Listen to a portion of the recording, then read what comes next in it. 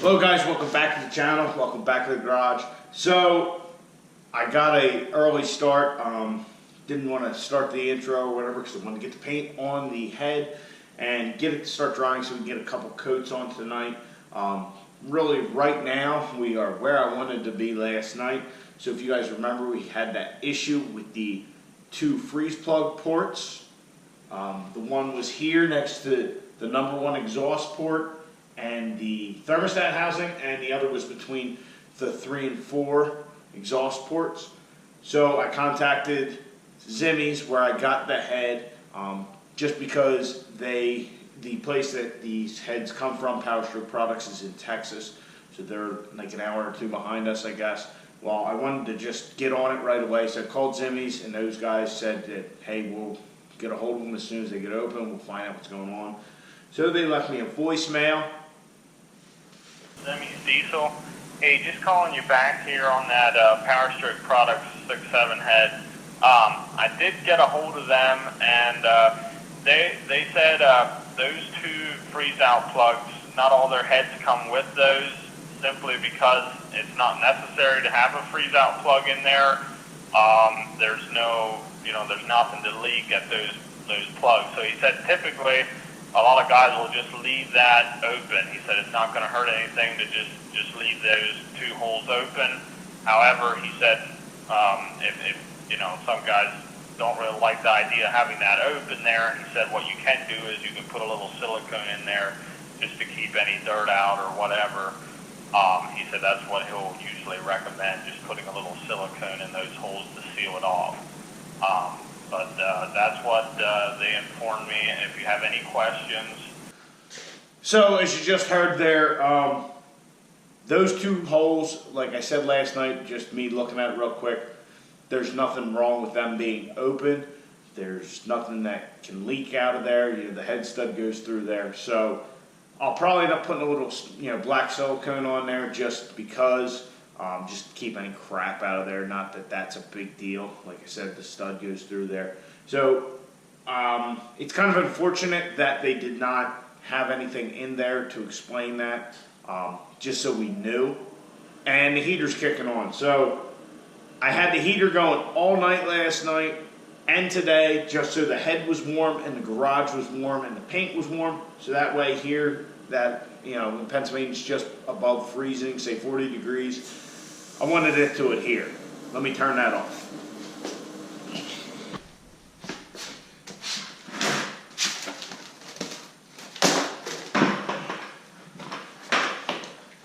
Alright, so now that the heater's off, so those two ports over, now that we're over here, right in here, not a big deal. Now, a couple of you guys did comment on the previous videos, like a couple of links for Freedom Racing Engines out in Indiana. You know, they're the machine shop that is associated with and is part of Fleece Performance. And really, if you look at their website, they have a great price. The head, a remanufactured head, is $1,200. So I did actually reach out to them and call them before, you know, even looking into this Power Stroke Products head. The Freedom Racing Engines head is remanufactured based on your core. So that's $1,200. If you don't have a usable core, which we did not because ours was all cracked up, it's a $700 core charge. So just keep that in mind. Yeah, it looks good on their website, but the guy there, I think John was his name that I spoke to, he said, you know, between all the work they got in the shop and all that, the website is probably the least important. And think about it, engines, heads, most of your traffic's going to be phone calls. At least that's my opinion. But if you look on D&J's website, they're similarly priced for a remanufactured head, and same deal. You know, they have a little disclaimer: a cracked head is not a usable core. So anything like that is out of the question. Now we went to Miller's, and really Miller's, even that $1,200 price through Fleece would have been less because we would have reused our valve springs. If the valves are still good, reused them. The guys at Miller's do a good job. They're actually pretty well known in the diesel industry. They kind of specialize in that anymore, but they'll do anything you got. So if we had a good head, we wouldn't even be having this conversation because we'd already have the thing slapped back in Caitlyn. You know, it would be all, you know, it would be all machined and ready to go. So that's the reason, you know, we went with this. We didn't have a usable core. Yeah, we have the one that's questionable on the industrial engine, but it's a little different and whatnot. So I just kind of said, screw it. Let's try this. I don't, you know, Power Stroke Products seems like a good company, and they see, from what I've heard, they stand behind their products. So that's why we went that route. Yes, anybody can do it. Any machine shop, engine machine shop can do it. Hopefully you pick somebody who specializes in diesels. You know, you see 6.7 Cummins or 5.9 Cummins heads on the regular. But yeah, an automotive machine shop, they can take care of it. So that's just a little background. Like I said, thanks guys for the links. I do appreciate it. But after reaching out to them on the phone, it just was not a viable option because, you know, once you get the head, pay the core charge, you got to get it, you know, get it back, all that kind of stuff. It was easier. It'd be easier to do something local and source something local. And as you can see here, I have a factory Cummins gasket for the truck. Anything I've ever seen, floating around forums, whatever, everybody seems to recommend the factory Cummins MLS gasket on these heads. So that's what we're going to be using. We will be reusing our 425 or ARP 2000 head studs and all that good jazz. Oh, and I did tape off all the spots where stuff bolts up and just put random bolts from that. I just have this bucket full of random metric shit. Filled all those holes so all the threads are good, and we had the valve cover from our industrial engine, so I was able to cover up all the rocker areas, so that way we make sure we don't get any paint on that. But that being said, it is getting dark outside, but Moby Dick's had a little issue, if you will. It's awful windy out here, but I was coming in the lane and my neighbor's brother was cutting some wood, and he said, "Did you lose a piece of your muffler?" I said, probably. I knew it was getting a little bit louder. It was starting to separate. Needless to say, it has come completely apart back there. The whole back end of the muffler came out, which I've actually, get off. I've never actually seen before. It was still connected a little bit, but now the tailpipe is just dangling. So I'm going to get that off and get rid of it, and we'll take a look at this muffler. We're definitely going to need something new for inspection, as I don't think they will pass a non-muffler muffler.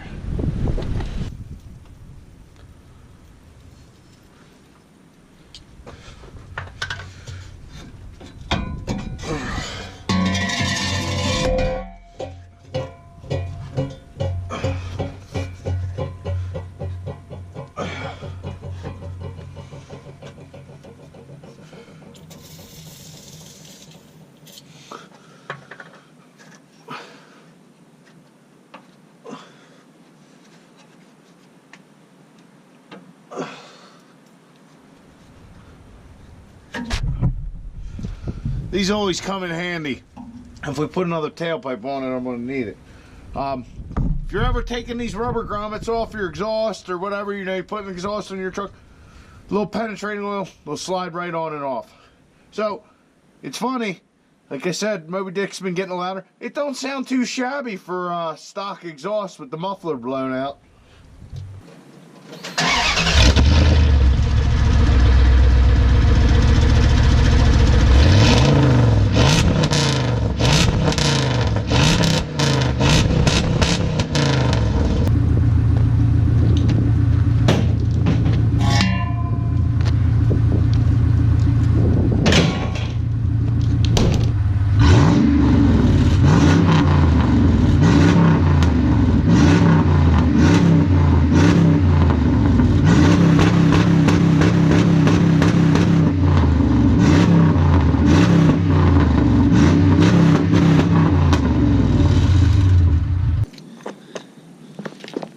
Not too shabby.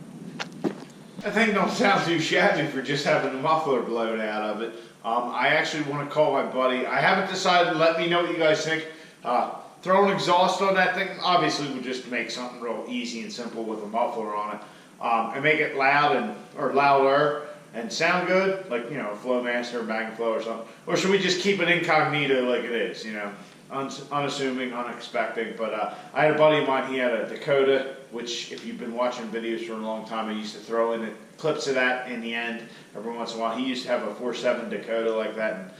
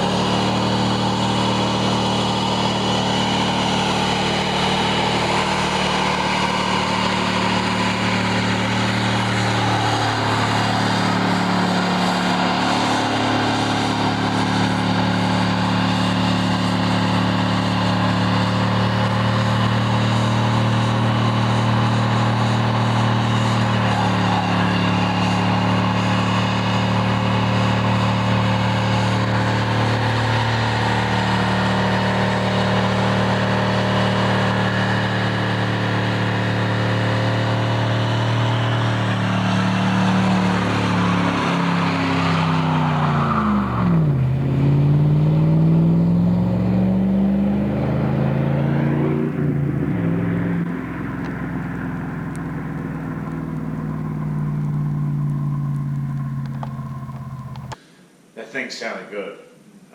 And that engine in a Dakota seems like it makes power. Add, you know, 1,000 pounds for a Ram, and it's just ballless. All right, so there's my little rant about Moby Dick. I'm gonna throw another coat of paint on the head here. Actually, I'll probably put the lifting brackets back on it, throw another coat of paint on it, and let her dry nice and good. And if she dries out by the end of the evening, maybe we'll get to slapping her on here. Only time will tell. While that's drying, we did receive some of our parts from Extreme Diesel. I get a lot of my parts from XDP, and part of the reason is they're just so damn convenient. This is our 6 injector installation kits from D-Tech. We have the intake gasket kit, which is our grid heater gasket, which we do still have the grid heater in Caitlyn, and our intake manifold gasket. These are for the throttle valve, which we did not take off the intake manifold. Actually, it doesn't have a throttle valve anymore, but throttle valve delete, but we won't be needing those. The only thing I think we're missing is the banjo bolt washers, and those, I got an email from XDP, were out of stock, so we had to source them from somewhere else. Actually, the manufacturer of the ones I got from XDP, which is Torque Tech, who makes our valve spring installation tool, and hopefully they'll be here tomorrow. The head's painted. I don't know what I was thinking earlier. We got to let this set up. We're not going to be putting it in tonight, obviously, but I got all the tape off. I did screw up. What I should have done is I should have kept the old exhaust manifold gaskets, and then I could have just, taped the hole in the center and put those on, but we just did it with tape. Still looks good. We'll see how close we are when we actually put this thing in. And those gaskets haven't arrived yet. If they're here in time, we'll put the exhaust manifold on outside of the truck. Which is the preference. That's how we took it out. So we know we can get it in and out that way, but just make it easier to get to everything. But the top of the head's looking good. The intake area here, but everything else is good. Our holes for our injector tubes, all that kind of good stuff. So I also decided to do a little valve springs. I decided to do a little painting of our grid heater. I did tape everything off to make sure that we didn't get anything painted that we didn't want to, but just figured we'd do a little cosmetic upgrade while we were in there. So guys, as far as painting the head goes, we're not going for like a show quality. I'm sure there's a couple runs on there, no big deal. Just figure that black engine enamel will look better than a rusty, crusty head sitting on top of Caitlyn here. But that's just, there's no but about it, really. That's just why I did it, just to try and at least spruce it up a little bit since it's out and all that. So tomorrow, hopefully, we'll get the head in. I don't know if we'll get it torqued down or not. Got a little something to do later in the evening, but we'll at least try and get the head seated on Caitlyn, get the cylinders all cleaned out, get the gasket on, get her in, maybe get the head studs, started and whatnot. So I hope you guys enjoyed the video. If you did, please like it. Subscribe to the channel. I'll catch you guys on the next one. Get out in your garage. Get to working on your truck.